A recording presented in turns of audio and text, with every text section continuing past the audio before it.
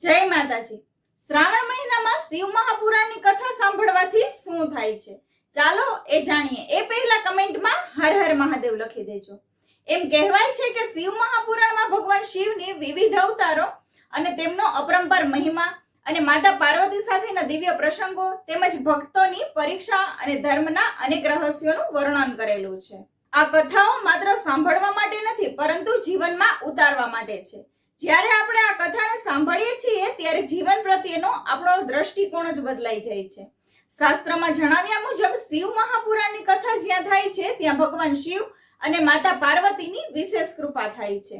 ઘરનું વાતાવરણ પવિત્ર થાય છે, નકારાત્મક શક્તિઓ દૂર થાય છે અને સકારાત્મક શક્તિનો સંચાર થાય છે। જે વ્યક્તિ નિયમિત રીતે શિવ મહાપુરાણનું શ્રવણ કરે છે તેના અંદર ભક્તિભાવ વધે છે, આત્મવિશ્વાસ મજબૂત થાય છે। જો આ શ્રાવણ માસ દરમિયાન જે વ્યક્તિ શિવ મહાપુરાણની કથા સાંભળે છે તેના જીવનમાં શિવની કૃપા જરૂરથી થાય છે। તેના જીવનમાંથી દુઃખ દરિદ્રતા દૂર થાય છે અને શિવ પાર્વતીના આશીર્વાદથી તેનું કલ્યાણ થાય છે। જય માતાજી।